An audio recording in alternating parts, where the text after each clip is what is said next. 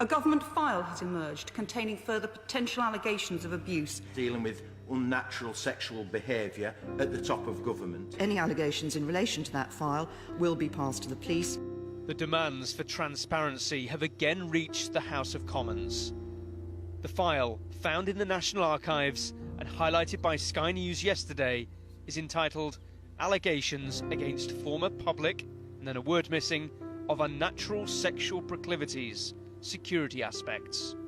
It's dated 1980 to 1981 and is still held by the Cabinet Office on grounds of national security. It went through Margaret Thatcher's office and was prepared for the then Prime Minister by the security services. The revelations by Sky News yesterday about the document were significant and illuminating. And there's a clear public interest in knowing whether a former Prime Minister received a briefing on sexual crimes committed by a senior intelligence officer or officers.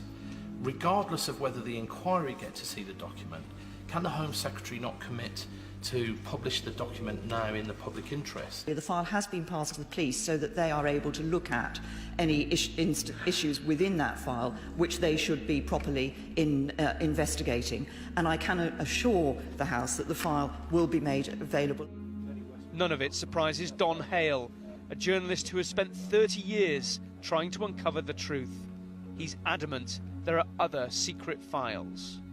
Well, I think there's a lot of files out there. I mean, I've been told quite clearly by, ex-coppers, ex-spooks or whatever, that there is a paper trail, there are files still available. And I did a piece in July saying where these files were, and some of these included the National Archives. The Home Secretary has promised to announce the next head of the child abuse inquiry by the end of the month. Regaining the trust of survivors will take far longer. The file has finally been opened. Its focus, the diplomat, the late Sir Peter Hayman. He travelled the world representing Britain, but back in London, his sexual habits were discussed at the very highest levels. The file shows he was sending obscene material through the post.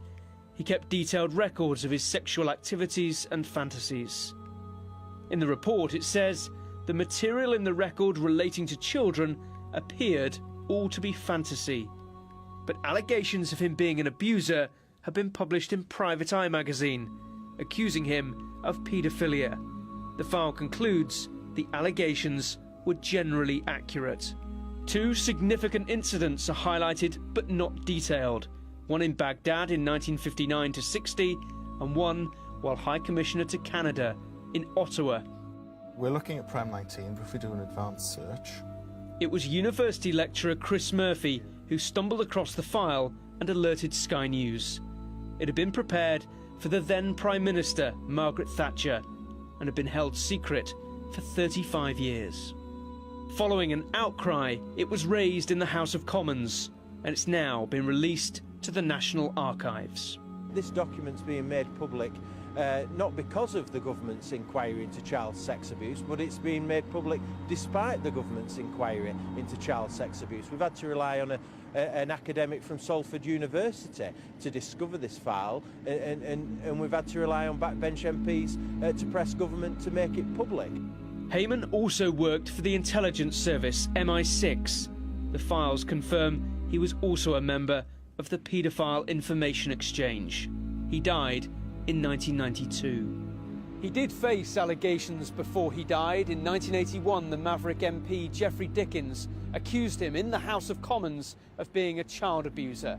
But as far as we know, Sir Peter Hayman was only ever charged with one offence, an act of gross indecency in a public toilet. The file also reveals the air of panic within Thatcher's government about how they should handle the Hayman matter, as she described it in this letter. A secret briefing note is also in the file. It explicitly says that the line to take is that there has been no cover-up. The documents show the British establishment hard at work, ensuring they protect themselves.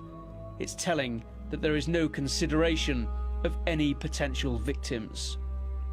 But the Westminster of the 1980s was a place where secrets could be buried.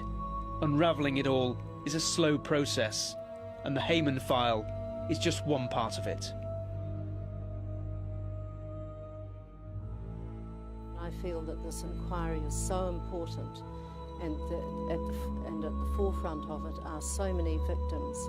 My message to the survivors is that I have committed to undertake this inquiry, that it will be robust, that it will be independent, and that I will work in a timely way. As soon as she moves to London, she'll have to start delivering on the British government's promises on child abuse. I am now more determined than ever to expose the people behind these despicable crimes and the people in institutions that knew about abuse but didn't act, that failed to help when it was their duty, sometimes their very purpose, to do so. She knows the inquiry could unravel an alleged paedophile network operating in Westminster in the 1970s and 80s. That's why both Baroness Butler-Sloss and Fiona Woolf had to step aside. They were too close to the British establishment.